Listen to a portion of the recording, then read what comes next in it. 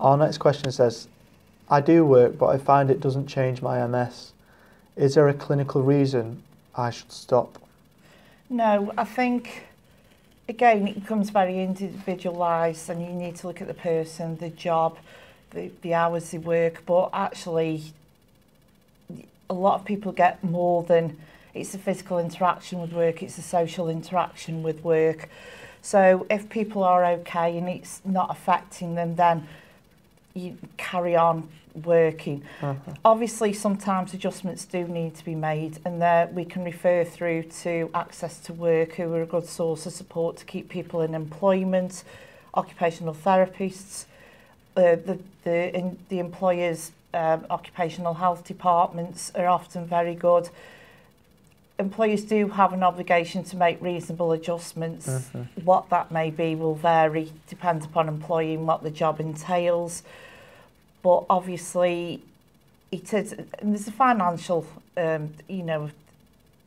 implication as well in relation to employment. We all know now that the benefit system is increasingly difficult to navigate, and because of that, that is creating more stress, on people. And people want to work. There's very few that don't, and I think trying to enable people to carry on work is absolutely important. But I think it's something that perhaps isn't addressed quite as much. And there's a lot now of occupational therapists that specialise in vocational work. So there are people gaining expertise out there to help people within the workplace environment. So again, it's difficult to say generally for everyone, because for some people, given the jobs, that may not be possible. But likewise, if that is the case, then it may be about retraining, getting in touch with the disability employment advisors, getting advice, and also talking to other people with MS as well to see what they do and how they cope with issues at work. But from our viewpoint, we would advise people to remain in work if at all possible, which is a complete difference to a few years back where people were not particularly encouraged to remain in employment. Okay, so the advice is to remain in work, or an encouragement to remain in work? I think it's more an encouragement to remain in work, because, again, obviously, everyone's workplace is different, the work patterns are different. People's response to stress within the workplace will be different. And sometimes it's the environment where they work that actually creates more of a problem than the person's actual MS, and that also has to be taken into account. Things like where the toilets are, where you have to park before you get into work.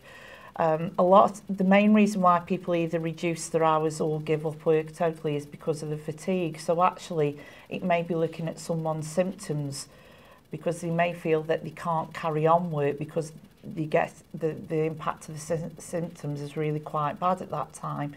And if they haven't been looked at, trying to improve them may actually help people in work.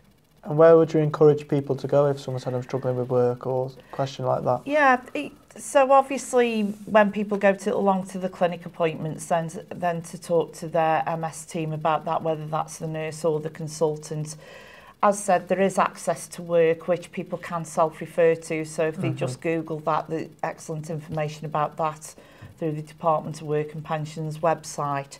There's a Citizens Advice Bureau, the charities, but as I say, there are also GPs can refer through to community rehabilitation teams. So there is a lot of information out there, and there is good old Google that that is a wet mind of information for things like this. But obviously the charities will act as signposts, and most areas do have support.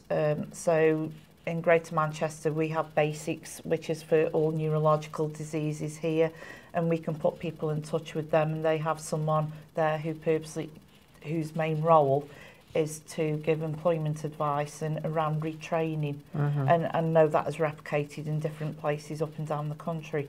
So the advice is out there, but I'm also aware that sometimes it can be slightly difficult to navigate, and that in itself becomes a full-time occupation. So talking with your care providers is what we would suggest.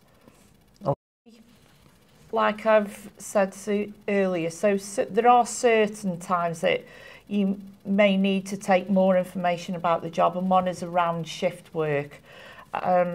You know, so actually having some sort of sleep-wake cycle can be troublesome in itself. That can mean more symptoms are more noticeable if you do shift pattern. But we have a number of people who can carry out shift patterns absolutely with very minimal problems, whereas others find that they can't do that, and that is more around the symptoms that may be worse typically at night. So if they're working at night, they're more aware of the symptoms or the fatigue, and that can add to the disruption of the sleep-wake cycle.